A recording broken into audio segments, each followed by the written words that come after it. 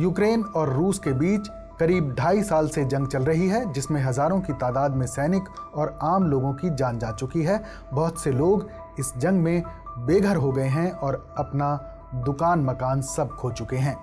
दोनों देश एक दूसरे पर लगातार एक के बाद एक हमले कर रहे हैं। इसी बीच यूक्रेन के विदेश मंत्री दिमित्रो कुलेबा ने अपने पद से इस्तीफा दे दिया है। इस बात की जानकारी यूक्रेनी संसद के अध्यक्ष ने दी है। उन्होंने कहा है कि पिछले 2.5 साल में कई और मंत्री भी पद छोड़ चुके हैं, लेकिन दिमित्रो कुलेबा इनमें सबसे बड़ा चेहरा हैं।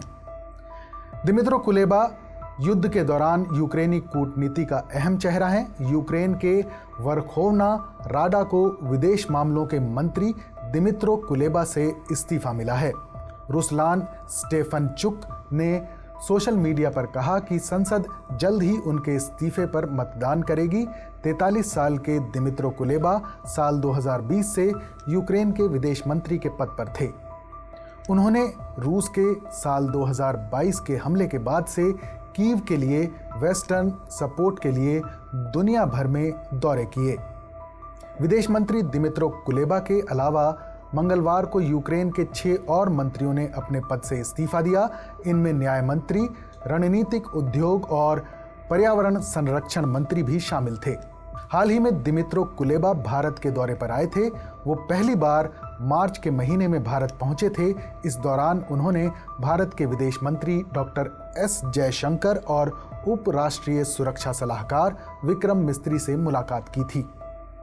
रक्षा विशेषज्ञों का कहना है कि दरअसल जंग के दौरान कई इलाकों में ज़ेलेंस्की को मुंह की खानी पड़ रही है। उन्हें एक के बाद एक झटके लग रहे हैं। ज़ेलेंस्की की सेना को कुर्स्क समेत दूसरे सीमाई इलाकों में हार का सामना करना पड़ रहा है। इस हार को टालने के लिए अब यूक्रेनी फोर्स ने रूसी धरती पर हमले तेज कर दिए हैं।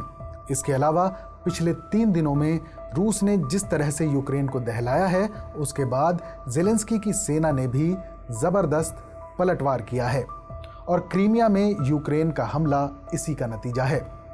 यूक्रेनी सेना रूस के अंदर और युद्ध के मैदान में भी भीषण हमला करके वापसी करने की कोशिश करती दिख रही है।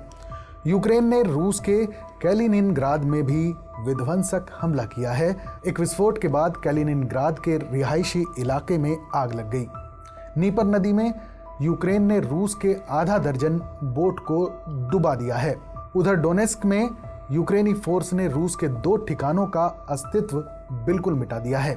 यूक्रेन गुरिल्ला हमले भले ही कर रहा है, लेकिन सच ये है कि हर बीतते दिन के साथ हार उसके नज़दीक आ रही है और ये हार तभी टल सकती है जब यूक्रेन को ज़रूरी हथियार मिलें। ये बात ज़ेलेंस्की भी जानते हैं।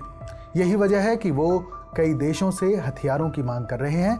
इसी सिलसिले में ज़ेलेंस्की ने अब नीदरलैंड्स के प्रधानमंत्री से मुलाकात करके एयर डिफेंस सिस्टम और हथियारों की मांग की है।